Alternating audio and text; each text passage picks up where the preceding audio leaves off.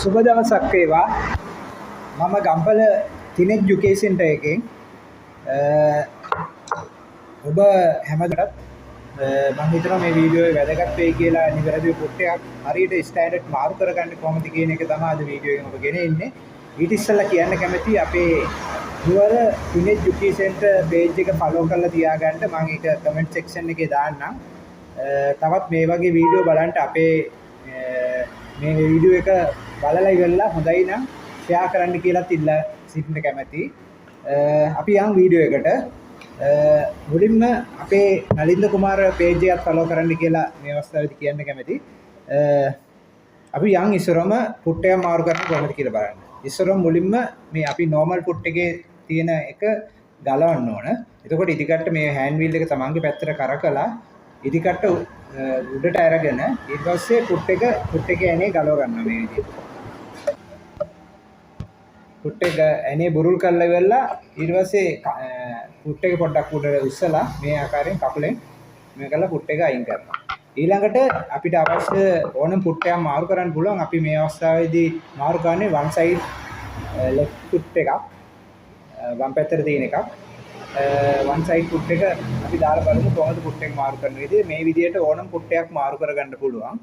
අපි මේ one side put එක දාලා බලමු කොහොමද පුට් එක මාරු කරන්නේ කියලා. පුට් එක කකුලෙන් උස්සලා පුට් එක ඇතුළට තියලා ඊට පස්සේ මේ පුට් එකේ ඇනේ තද කරගන්න. මේ ආකාරයෙන් තද කරගන්න.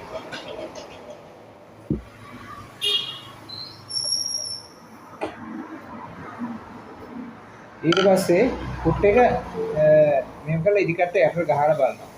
එතකොට පුට් එකක් කලින් මහ හිටපු පුට් එකට වඩා මේ පුට් එක මේ ඉදිකට පුට් එකේ වදින්න පුළුවන්. ඒ වගේ වෙනස්කම් එනවා. ඊට අමතරව පුට් එකේ උස ප්‍රමාණය වෙනස් නිසා මේක වල යට ගහපම පුට් එක උඩ තියෙන්න පුළුවන්. එකෙන් එක පුට් එකෙන් පුට් එකට වෙනස් නිසා අපිට අනිවාර්යෙන් මේ මෙතන ගලවන්න ඕනේ. මෙතන පුට් බාර් එකේ තියෙන මැද ඇණයක්.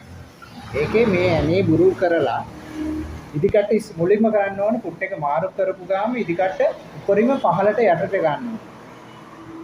උඩරින් පහළ මේ තමයි හෑන්ඩ් වීල් එක තමන්ගේ පැත්තට කරකලා පුට් එක නීල් එක යටට ගන්න ඕනේ. ඊළඟට පුට් බාර් එකේ තියෙන මේ ඇනේ බුරුල් කරගන්න. ගොඩාක් බුරුල් කරන්නේ නැහැ. සාමාන්‍ය බුරුල් කරනවා. එතකොට පුට් එක උඩ තිබ්බොත් ටක් ගාලා යටට වැටෙනවා. මෙහෙම කරලා තින් තල්ලු කරනවා. ඊට පස්සේ අපිට මෙතන පුට් එකේ මේ තව්වට ගාන්න බැලන්ස් කරන්න මෙතනින් මේක කළා Tamanට අවශ්‍ය ගානට හදා ගන්නවා.